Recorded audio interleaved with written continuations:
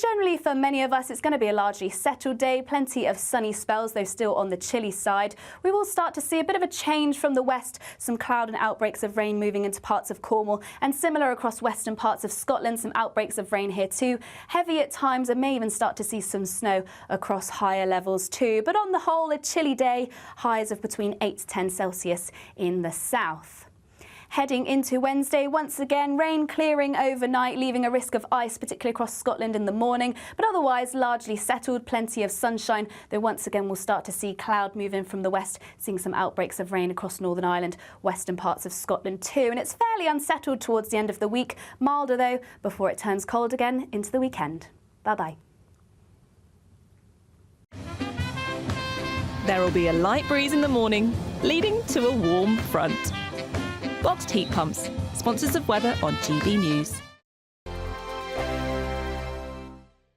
You could be joining the Great British Giveaway list of winners with your chance to grab a fantastic £50,000 in tax-free cash. We've made loads of winners this year, and you could be our next. Hi, I'm Angela from Wigan, and I won £30,000 with the Great British Giveaway. It happens to people like me. For your chance to win, text cash to 63232.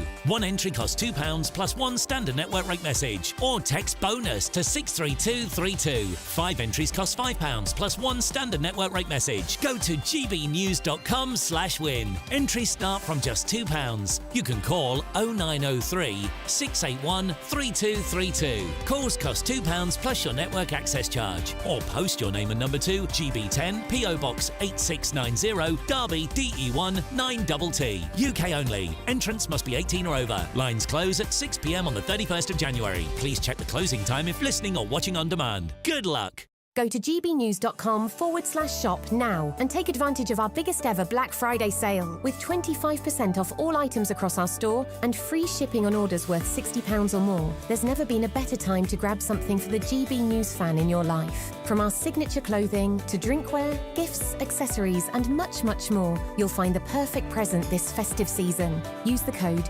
BLACKFRIDAY25 on checkout at gbnews.com/shop for our best ever Black Friday deals. Why go out on a Friday night when Friday night comes straight to your home? Talking about? Join me and my A-team of top pundits. Chemistry tonight is electric. As we tackle the big stories of the day with wit, insight and fearless energy. Man of the people. It's all vibe. Just a filing cabinet on wheels with a tie on. So, order in Friday Night Live with me, Mark Dolan, every Friday at 8, only on GB News, the People's Channel, Britain's news channel. Good Afternoon Britain isn't just about us. The wonderful thing about this programme is it's about everyone watching. It's an interactive programme. Well, there absolutely is something to see here, and we're going to be talking about it more. Whether it's breaking royal news, Will, please bring us up to date, or indeed a particularly punchy speech in the House of Commons. Very, very curious. We bring it to you live, and then we bring you live reaction as well. That's Good Afternoon Britain, weekdays from midday. Only on GB News, the People's Channel, Britain's news channel. It's Patrick Christys tonight, and here we do things differently. It's explaining the absolute madness of this, doesn't it? It's explosive. I mean, this is very good. It's lively. 850. Your government sat there short and it did nothing. It's controversial. And the Middle East has been in turmoil since before I was born. It's everything you need to kickstart your evening. Everyone's had their Weetabix tonight. I love to see it. That's Patrick Christys tonight, weeknights from 9 p.m. Only on GB News, the People's Channel, Britain's news channel.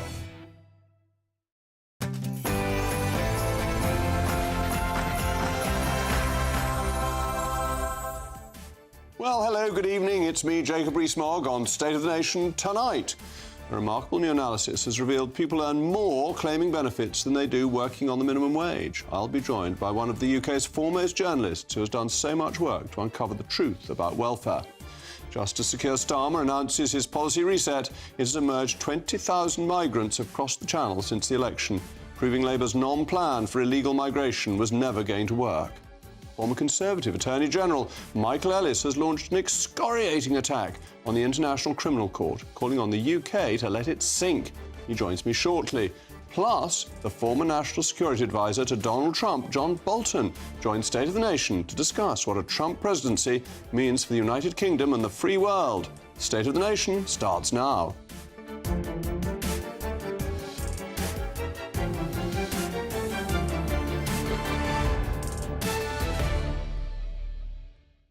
This Thursday, State of the Nation will be airing my interview with the legendary novelist, author of The Day of the Jackal, of which a new television programme has just been released. You won't want to miss that. But tonight, I'll be joined by my panel, former Legal Migration Minister Tom Pursglove and the former Labour MP Lloyd Russell-Moyle. As ever, let me know your views. It's a crucial part of the programme, mailmog@gbnews.com. But now, it's your favourite part of the day, the News Bulletin with Sophia Hill.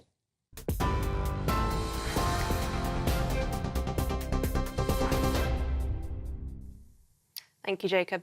Very good evening. It's just gone 8 o'clock. I'm Sophia Hill with your latest headlines from the GB newsroom. Our top story this evening, Queen Camilla will miss the ceremonial welcome tomorrow for the Emir of the State of Qatar and Her Highness Sheikha Juwaha. GB News understands there has been no alteration in any diagnosis or treatment being received, and Her Majesty just needs some time to rest, with lingering side effects from a chest infection. The Emir of the State of Qatar and his wife arrived at Stansted Airport earlier today, ahead of their two-day state visit hosted by King Charles in London. The Qatari head of state will be treated to a carriage procession up the Mall and a state banquet in Buckingham Palace's Grand Ballroom. Full coverage will be available on GB News throughout the visit. Now, the Home Secretary, Yvette Cooper, has claimed the Tories' Rwanda plan did not stop a single boat, claiming the scheme cost £700 million of the taxpayers' money.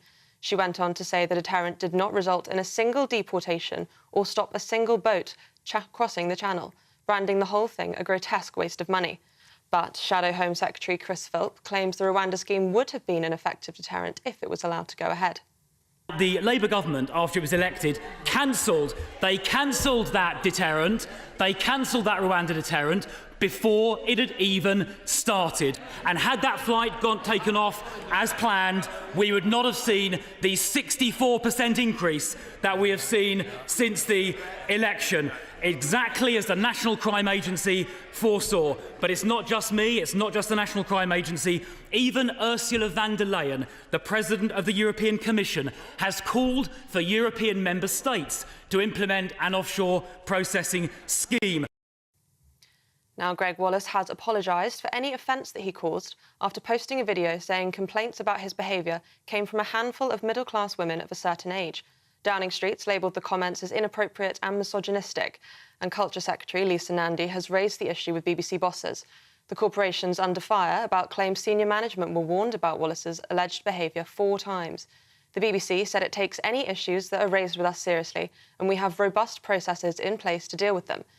Meanwhile, Greg Wallace's lawyers say it is entirely false that he engages in behaviour of a sexually harassing nature. I wasn't in a good headspace when I posted it. I've been under a huge amount of stress, a lot of emotion. I felt very alone, under siege yesterday when I posted it. It's obvious to me I need to take some time out. And looking at the weather, travel disruption could be on the way, with the Met Office warning icy stretches and some dense freezing fog this week. Temperatures could plunge to as low as -8 degrees Celsius after a pretty mild weekend, with tonight expected to be the coldest night of the week. Parts of Scotland over high ground are expected to reach the lowest temperatures. Those are the latest GB News headlines for now. I'm Sophia Hill, but now it's back to Jacob. For the very latest GB News direct to your smartphone, sign up to News Alerts by scanning the QR code or go to gbnews.com/alerts.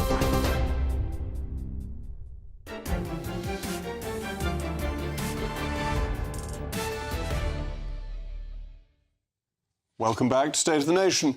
The issue of welfare in the UK used to be an inconvenience for ministers that was repeatedly brushed under the carpet, mainly owing to the stigma attached to it. But with excessive, even unaffordable levels of public expenditure, it has become a frontline issue.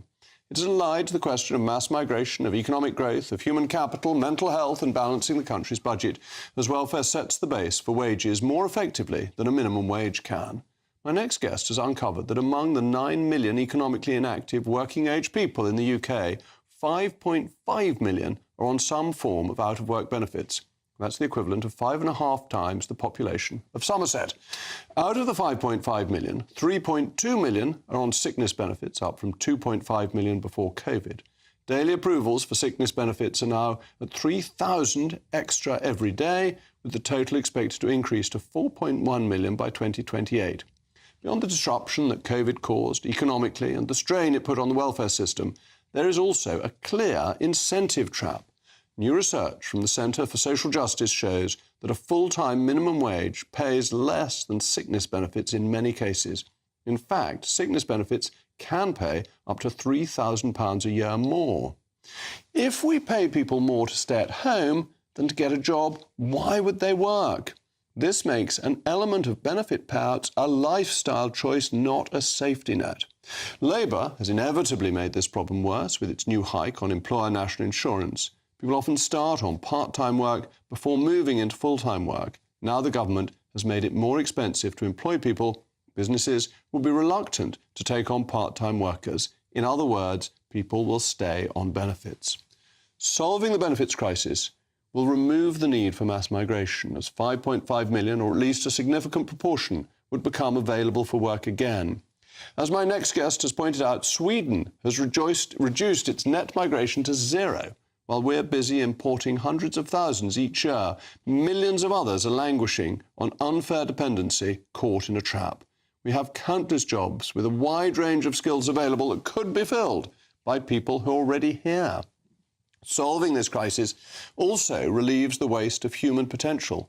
As Rhian Duncan-Smith pointed out on this programme last week, a large proportion of sickness benefit claimants do so for mental health reasons, often for depression and anxiety.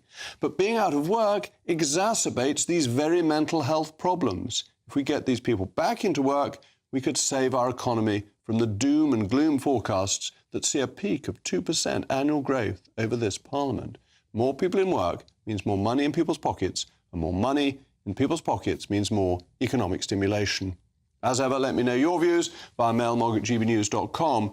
But I'm joined now by the Telegraph columnist and former editor of The Spectator, Fraser Nelson, whose new programme for Channel 4 Dispatches, Britain's Benefit Scandal, is out now. Fraser, thank you very much for coming in. £3,000 a year better off on PIP, effectively, than working on the minimum wage. How did that come about? Well, this is only in some circumstances, but what I found when I was doing the documentary is just how complicated the network system is. People have a combination, and depending on what the combination is, that can be very competitive with the minimum wage. Like, quite often you meet people who are saying, look, they're getting £1,400 a month on this, but you know people who are earning no less than that. So there's no real financial incentive. But I've come across everybody I spoke to did actually want to work for various other reasons. But it's rather sad that we have a system where we didn't feel appreciably better off as a result. So, I mean, that's to your question. Of course, you get the standard universal credit. On top of that, you get housing. On top of that, you get your sickness benefit. Then on top of that comes the PIP, disability benefit. But depending if you're a parent of a child, it can go higher still, depending whether the child's categorised as disabled. And you may get a mobility benefit, you may get a mobility car on top of that. It can go up quite a lot higher, actually, in certain circumstances. And if there used to be a benefit cap, well, there still is one, but if you're categorised as a sickness benefit, it skips that cap.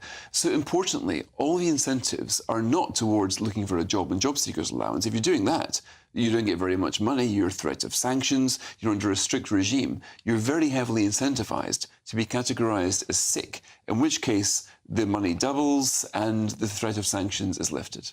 So if you take people who are getting sickness benefits, it's very difficult for them to get into work because you're saying to them, we want you to make your family less well off, which no reasonable person can be expected to do. Well, I spoke to one single mother, Amy. She's 30 years old. She's never worked, but she's from a very difficult background and is able to give her kid, her 7-year-old, stability. She's in a council estate in Keighley, and she says that she needs to get £35,000 a year salary to replicate what she's getting on benefits. Now, she wants to work. She wants to set a good example for her son, but it's not just her she's thinking about. She's thinking about her kids. She's thinking about what it's like to go up there.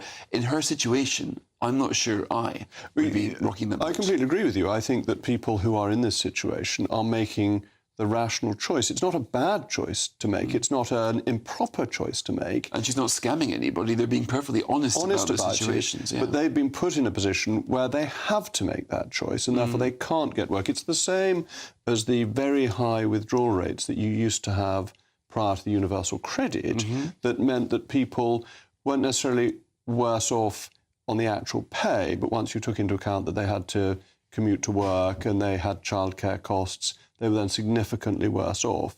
And that was a big disincentive to go from unemployment benefit into work. But with disability benefit, it's even more extreme.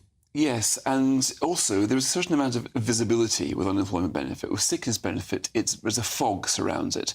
Very few people know the system. That's why the Centre for Social Justice figures today were such a shock. They were literally making news. But then again, all it's doing is simply telling you what the benefit system is. So I think that over the years, ministers, I'm afraid to say Conservative ones, completely lost sight of this. And the incentives were skewed away from work and towards benefits. All right, did ministers lose the plot, or is it in fact very convenient for governments? Because when you look at where people are on sickness benefits, they tend to be in areas where there's not a lot of economic activity.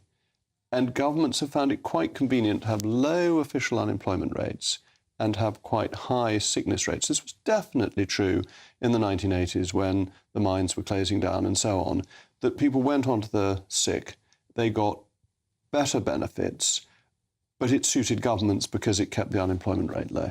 Well, Jacob, I think you've put your finger on it here. This is very expensive, but it is politically convenient. When Boris Johnson had his last day, number 10, he was boasting about unemployment being the lowest since the 1970s. The Bank of England governor was saying a few months ago how Britain was close to full employment. This is a country which has got 6 million, not 5.5, but 6 million in out-of-work benefits right now. It's staggering. 25% of Blackpool out-of-work benefits, 18% of Manchester, 18% of Birmingham. These are staggering figures. And yet, if you're categorised as sick, you vanish from the unemployment figures and from the public debate. And there were, prior to COVID, quite a lot of tests that were done to see that people were eligible, certainly for PIP. Certainly constituents came to me regularly to make inquiries when they hadn't got a particular benefit. With COVID, those tests were lifted, weren't they? And that people are now not really being asked, once they've got a sickness benefit, they carry on getting it for months and months and years and years. Well, certainly during COVID, the assessments went down to telephone interview, and that's still the case for the vast majority. We spoke to some former assessors of a documentary who are very uncomfortable with what they're asking to do. They're saying you can't tell on the phone with somebody from half an hour if they're genuinely too anxious or too depressed at work, but nonetheless, that's the decision that they're required to make. The other thing which stopped happening during COVID and never quite restarting was the number of people being reassessed and then coming off benefits. That used to be happening at about 700 a day at the peak. Now it's barely 10 a day. I spoke to one taxi driver who's been trying for 3 years to get off sickness benefit, saying he's ready to work.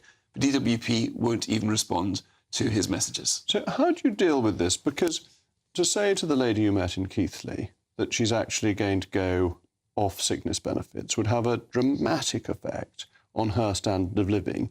Is that fair when the state has set a system up that has created this dependency? I don't think it is fair, and nor do I think it's politically doable. I think that right now, if you regard this as a crisis, you look at triage, you look at what can you fix. The first thing you can do is to stop it getting so much worse. So right now it's 3.3 million. It's forecast to be 4.1 million by the end of this parliament. What can you do? What you can do there is having proper assessments, bring back the in-person assessments, give people the care that they need, rather than going through this almost insulting, cursory phone call situation with a check writing and forget approach. And then you can give proper support to get people back into work. I would say that in the case of just the Keighley case, Amy's case, is one of the hardest cases. But in some cases, you need to just grandfather the old process. I don't think any government really is going to take single mothers doing their best to provide stability for the child and say, whoops, we've made a terrible mistake. We're now going to turf you out in the job market. And finally, I wanted to ask you about mental health, because one of the strongest indicators for male mental health is unemployment. They therefore have mental health problems until they've got a job. How do you square that particular circle? Well, 70% of the new claims involve mental health. I spoke to one assessor who is a doctor, and she was saying, she was just appalled at the fact that she knows that the course of action she's about to take, recommending sickness benefits, will not help somebody. If you isolate them from their work, isolate them from the friends and communities, this makes mental health worse rather than better. But the welfare system is so crude. It doesn't really consider the welfare of the patient. I met a guy who's been on benefits, sickness benefits for a year, but is still waiting for a mental health referral from the NHS. So right now, the welfare system is working very quickly, the health system very slowly, but nobody's really asking what's best for the people and how to give them the help they need and deserve. Fraser, thank you very much for highlighting this very serious problem. After the break, we'll be assessing Labour's reset, announced only 5 months after the election, which appears uninterested in migration. Do you know how many migrants have crossed the Channel since Keir Starmer became Prime Minister? Sunday with Michael Portillo from 11, only on GB News. Cryptocurrency entrepreneur Justin's son spent $6.2 million, £4.9 million, on a banana. Duct taped to a wall, a piece of art by artist Mauricio Catalan. Other artwork has recently caused controversy. A portrait of the British computer scientist Alan Turing by the world's first ultra-realistic robot artist, that is to say ADAR, sold at auction for almost $1.1 million. Joining me now to talk about these latest hoo-has is art critic and mentor at the University of Arts London, Estelle Lovett. I have a feeling that in the case of the banana, it's quite a lot to do with the buyer. Now, you've researched the buyer a little bit. Do you want to tell us a little bit about Justin's son? Yes, so he's a very wealthy cryptocurrency dealer. And of course, you know, everything now is AI and FTs, and it's the way that money's going, and it's very good publicity for him. So obviously, you know, he's not daft. But what makes this banana so unusual is, and it has, as you say, taken the art world by storm. It is the current spectacle, and what's amazing is that even during these very difficult times, the art market still manages to spend big on a significant fuss. Why has it created this fuss? Well, don't forget, the winning bid just happened in a matter of minutes. It took Justin's son minutes to beat 6 other rivals, so they've all got mega bucks in their pocket. But you know, it's conceptual art at its best. GB News, the People's Channel. Weekdays on GB News. Wake up to breakfast every day from 6 a.m. Followed by Britain's newsroom at 9:30. At noon, it's Good Afternoon Britain. Followed by Martin Daubney from 3 p.m. Only on GB News, the People's Channel, Britain's news channel. We're proud to be GB News, the People's Channel, and as you know, we always love to hear your views. Now, there's a new way of getting in touch with us at gbnews.com/yoursay. By commenting, you can be part of a live conversation and join our GB News community. You can even talk to me, Bev Turner, or any of the members of the GB News family. I'm Christopher Hope. From pop stars to politicians, I'll interview anybody in a pub who's got a political opinion. Join me every Friday on Spotify, Apple Podcasts, YouTube or gbnews.com, or wherever you get your podcasts. This is GB News, the People's Channel.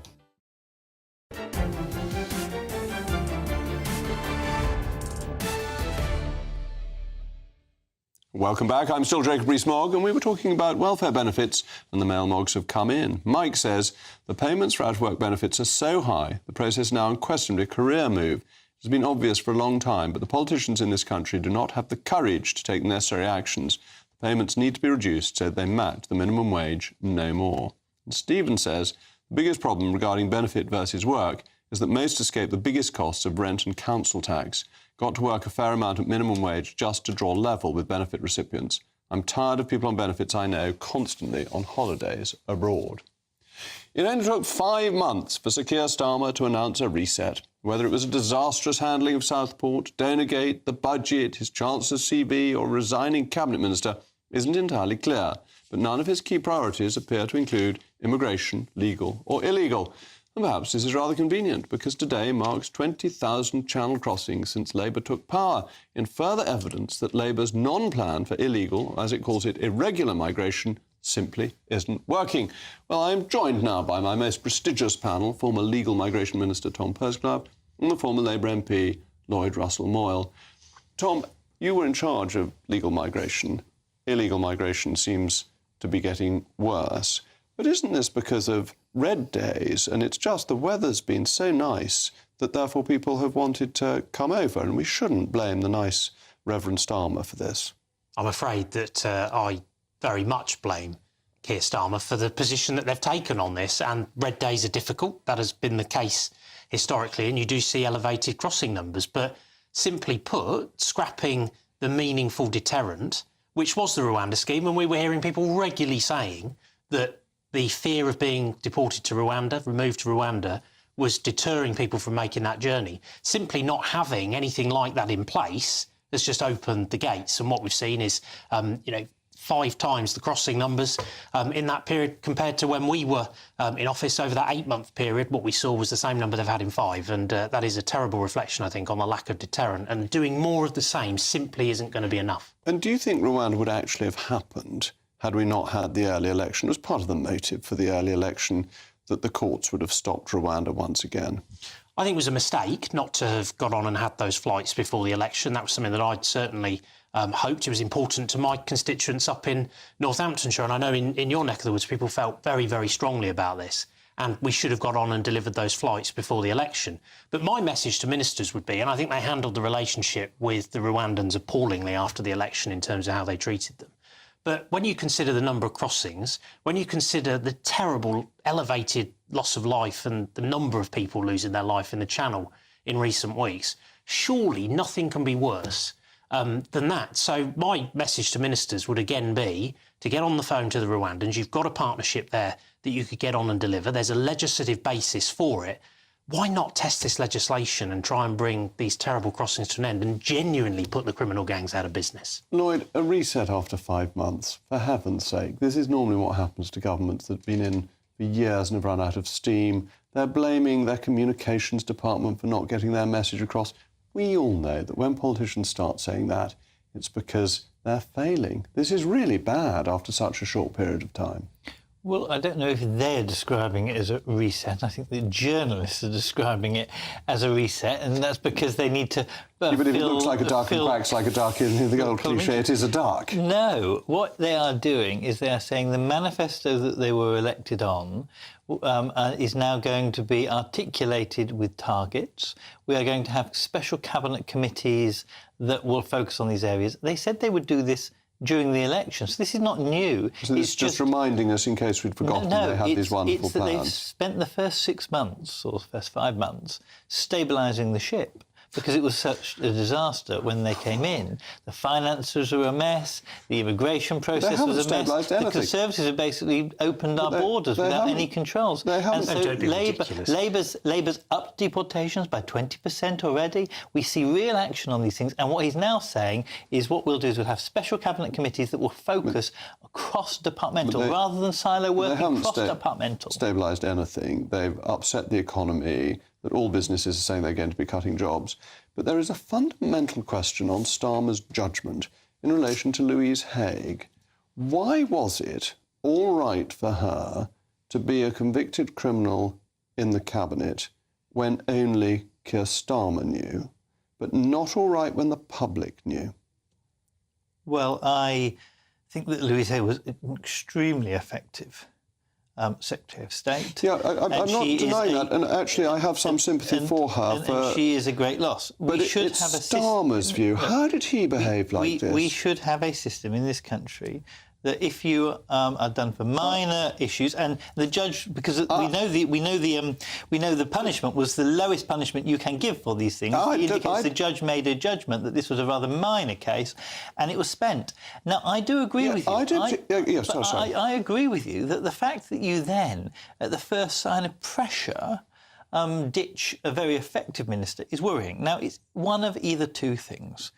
Either it's that when you're under pressure, you don't defend your own, which then is a message to his other Secretaries of State, which is very damaging. Or I suspect what is probably more likely is that actually the very fact that it was the conviction existed was not brought up because the right-wing media is accused of dug around, but because someone in the central team didn't like her, she was being too effective, and leaked it from central office or from Labour Party side to the papers to get rid of her. And it was partly a punishment because of the P&O gaffe, which bearing in mind she was only repeating what a lot of politicians had said previously, Conservative and Labour politicians, but it was punishment for getting that wrong. They couldn't punish her directly for that, but this was the later down the line thing. If that's the case, well, it would be better if they were just honest about it and say we want a reshuffle rather than throwing someone under the bus. So I do think it's pretty grubby. There was a very good piece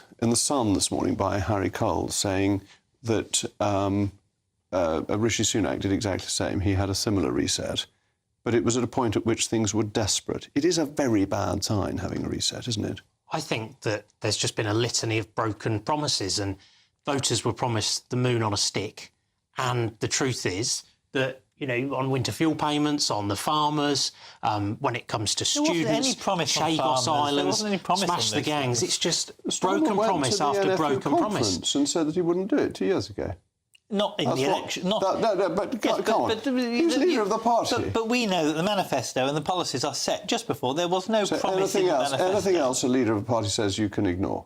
Well, the Constitutional Convention is that the manifesto is the election document, to be not, fair, I don't not think there things is, that you say. I don't think there is a Constitutional Convention around manifestos. Well, there is, because in the Lords, we know the convention is that something that was in the manifesto will not... we'll get a second reading, the Salisbury-Addison Yes, Convention. the Salisbury Convention. And so, to some But that's extent, there very is a different from convention. what the electorate understand from a manifesto commitment and from promises from leaders. Lloyd is amazingly loyal. I don't know how he does it. Well, thank you very much to my panel. In a moment, I will be speaking to the former Attorney General, who has blasted yet another unaccountable foreign court, and asking him whether it's time to leave it. Thank you.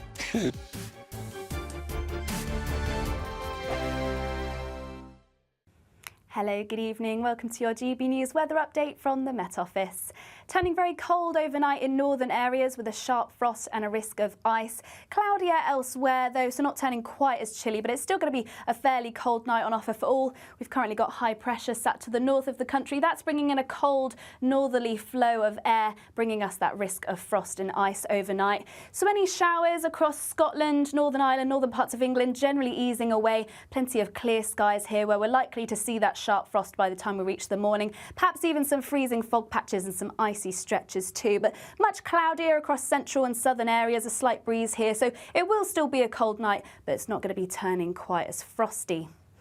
So to start the day on Tuesday, do take care if you're out and about early, likely to see a sharp frost and some icy stretches, still a few showers feeding into western parts too. Similar across Northern Ireland, plenty of clear skies here, so likely to see some frosty conditions, once again a risk of ice too. But elsewhere across central parts of England, southern England, parts of Wales too, more cloud here, so still a chilly start to the day, but not turning quite as frosty. And generally for many of us, it's going to be a largely settled day. Plenty of sunny spells, though still on the chilly side. We will start to see a bit of a change from the west, some cloud and outbreaks of rain moving into parts of Cornwall, and similar across western parts of Scotland, some outbreaks of rain here too. Heavy at times, and may even start to see some snow across higher levels too. But on the whole, a chilly day, highs of between 8 to 10 Celsius in the south.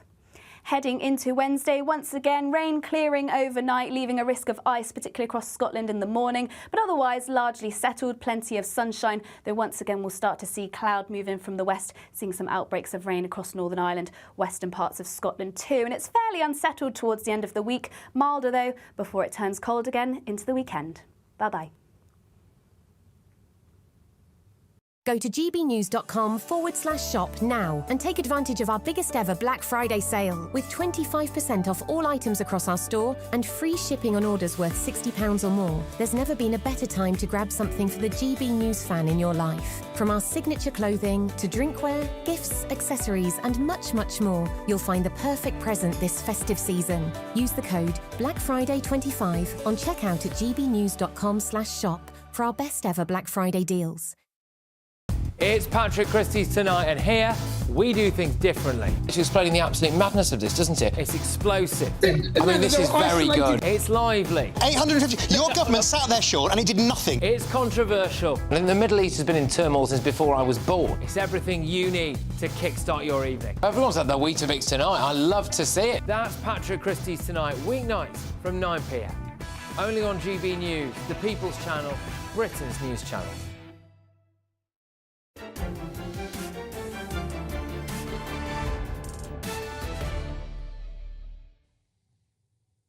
Welcome back. We were discussing the Labour reset and migrants and the mail mogs have come in. Mike says it's not fair to say that Starmer's illegal migration plan isn't working. Simple truth is he doesn't have a plan. And the same can be said of everything else. Starmer should call another election. Alan says migrant numbers started to increase from the point Starmer said he would cancel the Rwanda deal about 3 months before the election. No surprise there.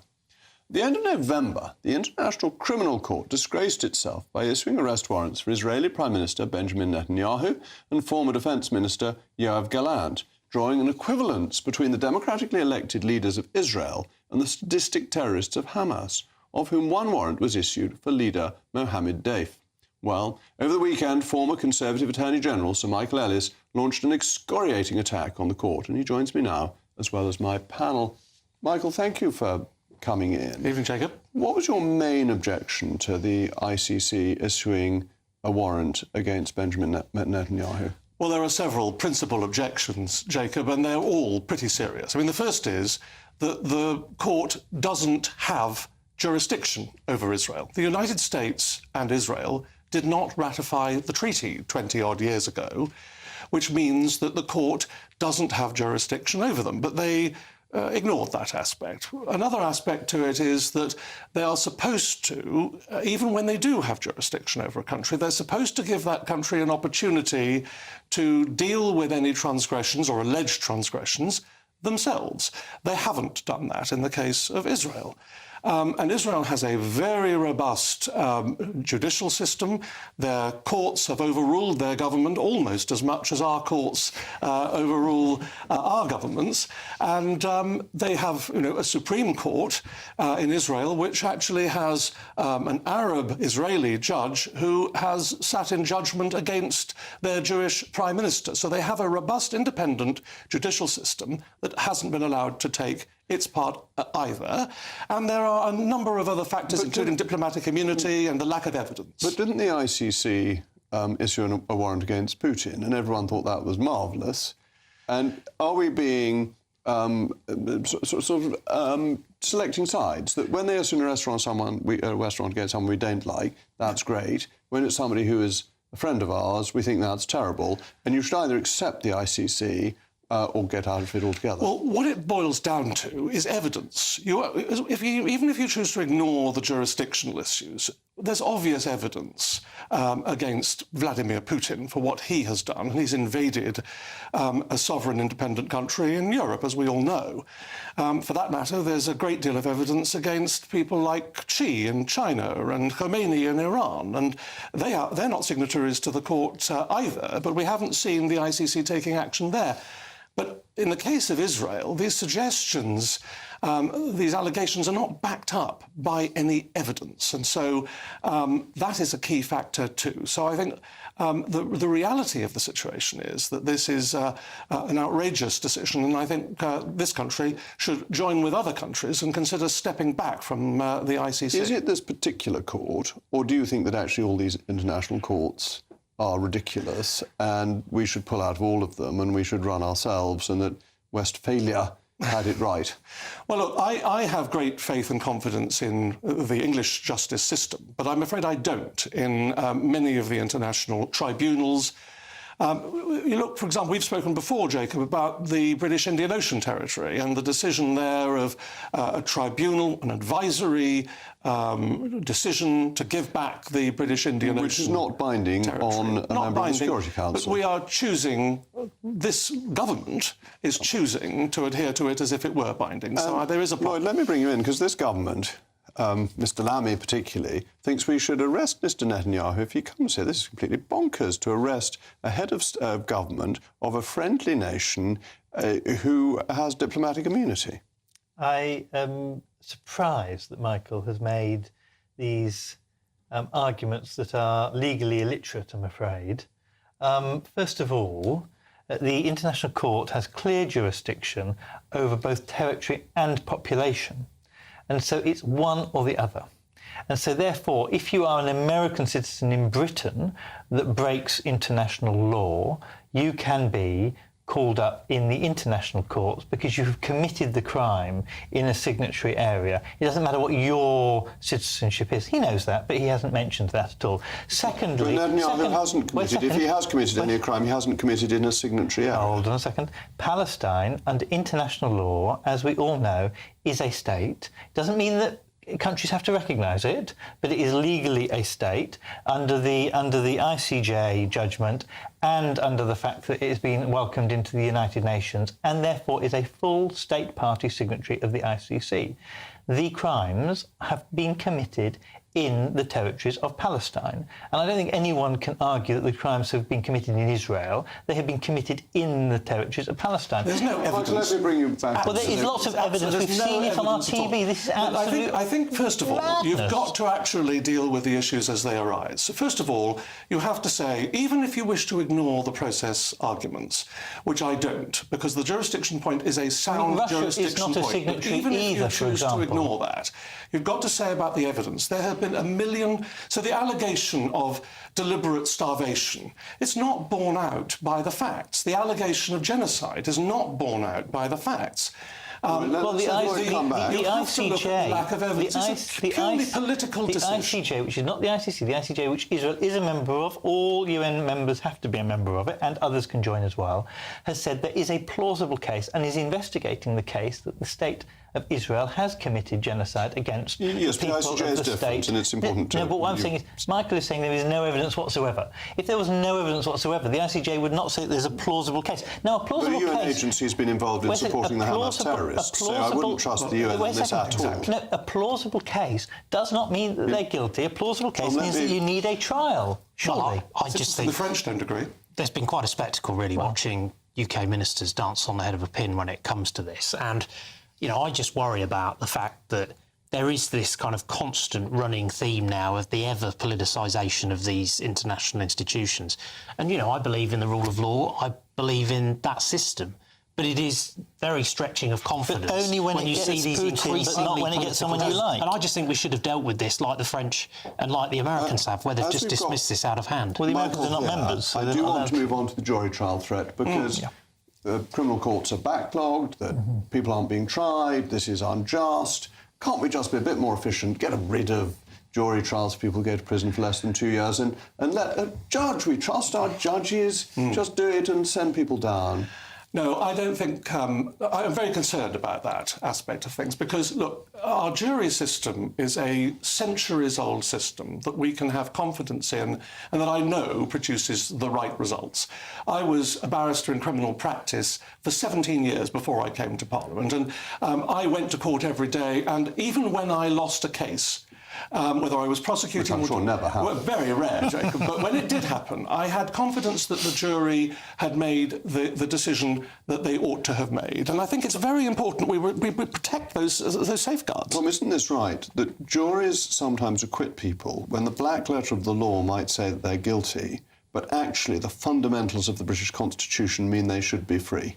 That's right. And, you know, I find this difficult because having been one of the ministers that was responsible for trying to do more around, for example, protecting women and girls from violence to try and increase the number of prosecutions for rape and the most serious of criminal cases, this is really difficult. And one of the factors that really plays into that is the attrition, for example, of witnesses and victims in the processes when they're long and drawn out over inordinately long periods of time in some cases. It worries me when you hear, for example, about cases being listed into 2027, which we've been hearing in recent times. So I think that if we go down this route, there does need to be a lot of care taken. I don't think it's optimal at all, but I do think you have to balance in the fact that you need to prosecute very those briefly, cases. if the choice is justice or efficiency, justice should always reign.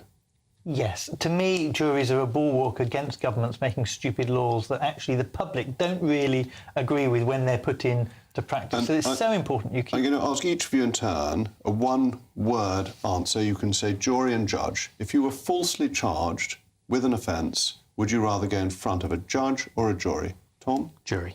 Jury. Jury, very obviously. Just one word. Difficult for lawyers. Trust the lawyers to get in more than one word, and I would definitely go for jury too. Thank you to my panel. After the break, Donald Trump's former national security advisor is waiting in the wings. I'll be asking him what he thinks the UK's chances are of a strong relationship with President-elect Donald Trump.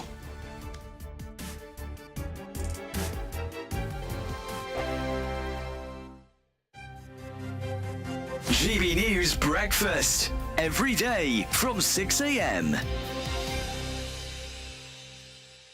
Go on, Eamon. Go on, Eamon. What does Eamon mean? I mean, I must admit, I never liked my name, ever. And then I realised that it's made me more individual because there are no other Eamons about. So therefore I can go by, whereas no one would know Isabel. She's Isabel Webster. She'd have two names. Penny. But Isabel means something like light. But I was named after the TV presenter. My mother was in hospital, couldn't think of a name, and the TV presenter, Eamon Andrews, popped up on the television, and she said, "Oh, he's got hair like my Eamon," and she called me Eamon after him. Oh, lovely! Oh, that may have determined what I ended up doing. My mum said if I was a boy, I would have been called Marius. Marius? Which I think is quite a weird choice. It is a Marius weird Webster. one. I'm forever grateful. I'll say this, whatever you call a child, however weird or strange, whatever, the child becomes that name. So Over half of us judge people instantly on their name. So we make assumptions on people based on their name. I'm not sure I do, but I mean, you mentioning you changing your name from an African name to a more anglicised name. No doubt about that. So there's no doubt about that. Like, you know, if I'm on the blower, I sound like a London boy. Yeah. But I turn up as Keezy. Boy, mate, you don't belong around here. Yeah. That was what it was like 50 years ago. You know, now, I mean, and like even today. So sometimes today, you know, I get some speaking engagements, and I will wear my traditional wear because, you know, I've accepted Keezy and my African heritage. And then the abuse you get on social media, you're not British, call yourself English, mate. No. You know, and you get all sorts of lyrics. So a name, when a name says your ancestry is from another part of the country, part of the world, it can be detrimental. GB News, the People's Channel. Nightmare commute. Kick it up a gear with GB News Radio. You can listen online and on DAB+ and on the GB News app. We're also on TuneIn and the Radio Player app. From the school run to rush hour, get revved up with GB News Radio. We are the People's Channel, Britain's news channel.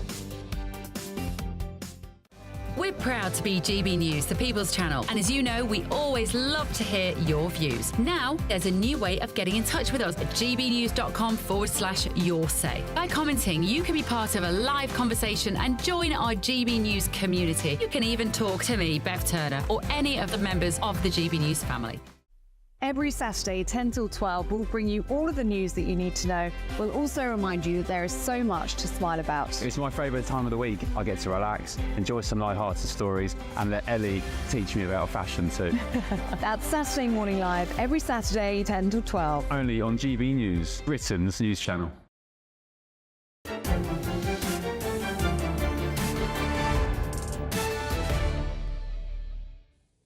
Welcome back. Over the weekend, we saw developments from Syria, with rebel forces taking within a matter of hours the city of Aleppo, with some similarities to the Taliban's usurpation of power in Afghanistan in Joe Biden's first year as president. The developments, along with Zelensky's proposal of a land for peace deal, as well as Israel's ceasefire with Hezbollah, pose important questions for Donald Trump's forthcoming presidency. In short, he has a lot of difficult situations to deal with. It was, however, notable that during Trump's first term, the world was relatively stable. So what can the free world, and specifically the United Kingdom, expect from a second Trump presidency? Well, there really is no better man to come and answer this question than Donald Trump's former National Security Advisor, Ambassador John Bolton, who joins me now. Ambassador, thank you so much for coming in. It's a fascinating time in global politics, isn't it? There are so many threats. A president coming in who is a disruptor. How disruptive do you think he's going to be? Well, it's a situation that Trump, of course, says had he been president, none of this would have happened, which is a statement neither provable nor disprovable. I think what he wants to try and do is get the war in Ukraine and the war in the Middle East behind him. He views them as Biden's wars, not entirely unfairly, and he just doesn't want them clouding his horizon. That's probably indicative of his thinking that he doesn't care how they end, he just wants them gone. So that's bad news for the Ukrainians, maybe good news for the Israelis. So you think he doesn't mind if Putin wins in Ukraine or if the settlement is very favourable to Russia? Well, his own vice presidential candidate, J.D. Vance, said a settlement that looked reasonable to him was Russia keeps all the territory it now holds, you build a demilitarized zone, and Ukraine agrees not to join NATO in the foreseeable future. The only thing wrong from the Kremlin's point of view there is they should have asked for more because they possibly could have gotten it. From Ukraine's point of view, it's a disaster. And Zelensky saying that he would accept a loss of land for membership of NATO. Is that something you think that Donald Trump could accept? It's a non-starter, honestly. I think NATO itself is in trouble in a second Trump term. If he can be distracted for 4 years, then maybe the U.S. won't withdraw. But he doesn't understand what collective defense alliances are. His view of NATO is the U.S. protects Europe, we don't get anything out of it, and the Europeans don't pay. So what good is it? It's a very dangerous attitude. It's bad for Ukraine in the near term, but it's bad for the alliance in the slightly longer term. And when he criticised NATO in his first term, European countries did increase their expenditure on defence. Is that enough, or will Trump be saying, look, it's still not enough, why should American gold and lives be at risk for an organisation that I can't take seriously? Yeah, look, he doesn't like trade deals with the European Union either. He's got one reason after another. And my view, quite apart from Trump, is the U.S. is going to have to significantly increase its own defense expenditures given the threats we face worldwide, from roughly 3.25% of GDP right now back to Reagan-era levels, 4 or 5%. UK has indicated it's prepared to go up to 2.5, maybe to 3. I think 4 is more likely. So if you tell many of the European countries, congratulations, you've made it to 2, you've got 2 more to go, it's going to be hard to swallow. It's going to be hard to do. And you think it's possibly good news for Israel. How does it help them? Trump was always hostile to Iran, wasn't he? Right. And what Israel has done, if you cut through all the emotion over the past year and a half, it's substantially dismembered Hamas. It is dismembering Hezbollah. We'll see how long this ceasefire lasts. That has weakened Iran very substantially in the region. Until the regime in Tehran itself is removed, however, it will continue to be a threat. And the question is, what will Netanyahu do before the 20th of January, Inauguration Day? What will Trump then let him do after it, again, to get this thing behind us? And the Biden administration gave $6 billion to Iran for the release of some hostages. Did you think that was a terrible mistake? And to what extent, however difficult it may be with Trump, the Biden administration was really very bad at foreign affairs? It was terrible. And just in case anybody's wondering who I did vote for, I didn't vote for Kamala Harris. I didn't vote for Donald Trump. I wrote in Mike Pence, the vice president, under Trump, because I didn't think there was a conservative on the ballot. So there's very little good to be said about Biden's foreign policy. Frankly, with respect to Iran, it was just flat out appeasement, and it failed right across the board. We know Iran continued to move towards nuclear weapons during the existence of the nuclear deal. It was done in 2015. And the only mistake I think we made in the Trump administration, which Trump didn't want to do, was press for regime change in Iran. And then you've got China and Taiwan. Trump wants to get wars behind him. He doesn't want another war. If Putin is successful in Ukraine, what is to stop President Xi thinking that Taiwan is a tasty morsel? I think that's the great fear. Nobody's watching Ukraine more carefully than the parties themselves, but Beijing. And I think very, very frankly, if they don't think the U.S. and the West will try and stop unprovoked aggression on the continent of Europe, we're not likely to do it in East Asia. Many times I saw Trump in the Oval Office sitting behind the resolute desk, a present to the United States from Queen Victoria.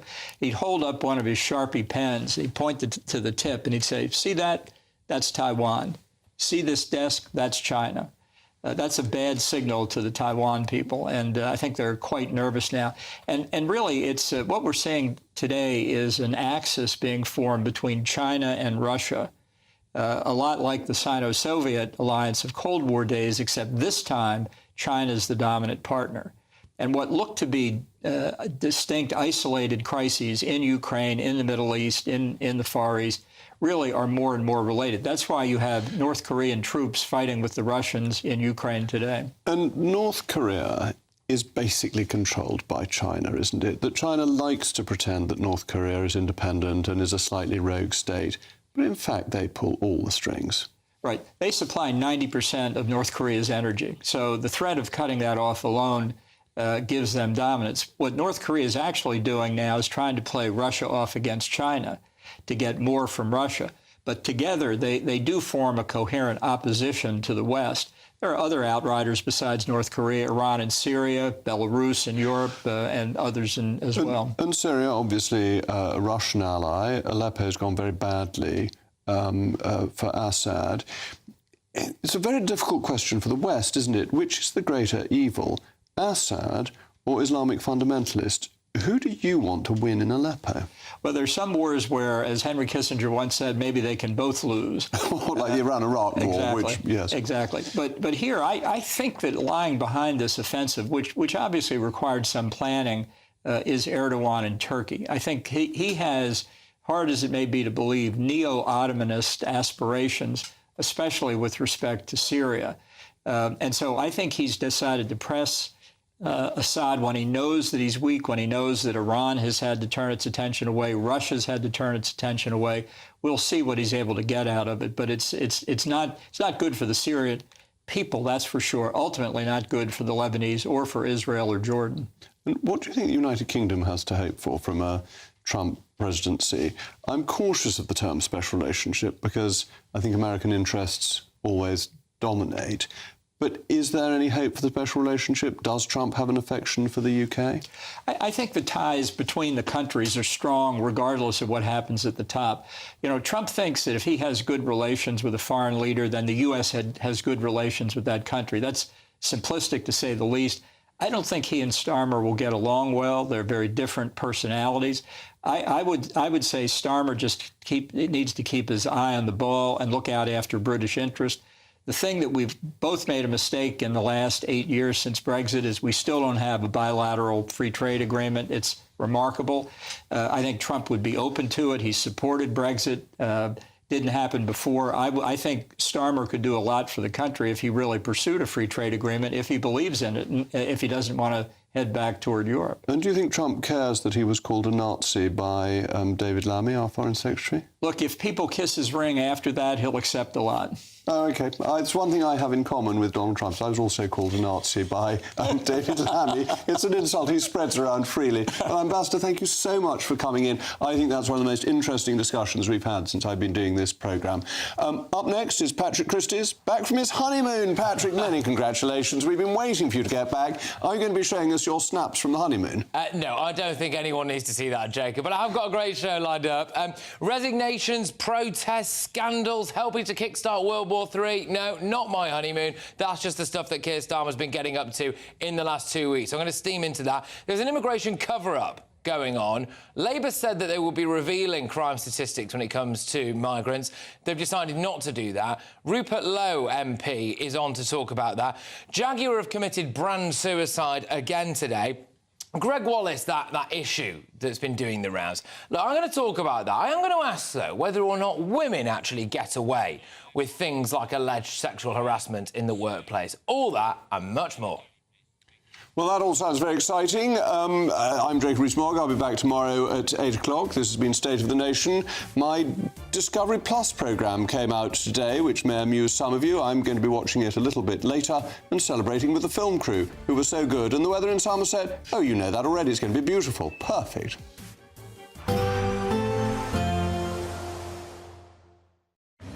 Even though we'll see a cloudy start, it'll be a bright outlook for the rest of the day. Boxed Solar, sponsors of weather on GB News. Hello, good evening. Welcome to your GB News weather update from the Met Office.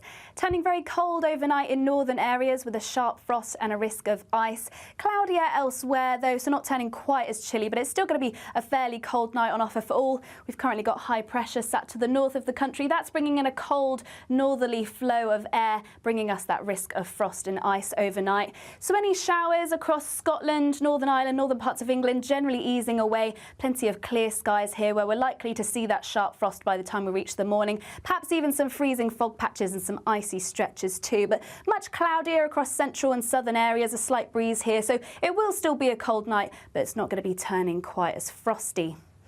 So to start the day on Tuesday, do take care if you're out and about early, likely to see a sharp frost and some icy stretches, still a few showers feeding into western parts too. Similar across Northern Ireland, plenty of clear skies here, so likely to see some frosty conditions, once again a risk of ice too. But elsewhere across central parts of England, southern England, parts of Wales too, more cloud here, so still a chilly start to the day, but not turning quite as frosty. And generally for many of us, it's going to be a largely settled day. Plenty of sunny spells, though still on the chilly side.